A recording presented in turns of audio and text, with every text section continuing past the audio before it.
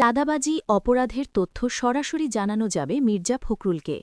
নিজ এলাকা ঠাকুরগাঁয়ের চাঁদাবাজিসহ যে কোনো অপরাধের তথ্য জানতে ওয়েবসাইট চালু করেছেন স্থানীয় সরকার, পল্লী উন্নয়ন ও সমবায় মন্ত্রী মির্জা ফখরুল ইসলাম আলমগীর।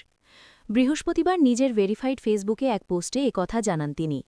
বিএনপি মহাসচিব ও ঠাকুরগাঁও ১ আসনের এমপি মির্জা ফখরুল ওই ওয়েবসাইটে সরাসরি তাকে সমস্যার কথা জানানোর আহ্বান জানিয়েছেন।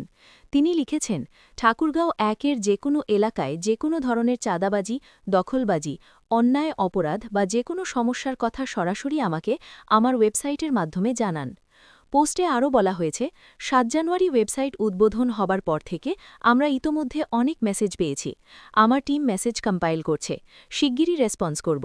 পোস্টে মোহাম্মদ সোহাগ হাসান নামে এক নেটিজেনরা মন্তব্য করে লেখেন, স্বাগতম এই নতুন বাংলাদেশে, এটাই হওয়ার দরকার। আবু হাই নামে আরেকজন লেখেন, এই রকম সারা বাংলাদেশের হতে হবে স্যার। হাসান সাদিক নামে একজন লেখেন, ভালো উদ্যোগ, সময়ের সঙ্গে তাল মিলিয়ে চলতে হবে, এগিয়ে যান নতুন বাংলাদেশ বিনির্মাণ।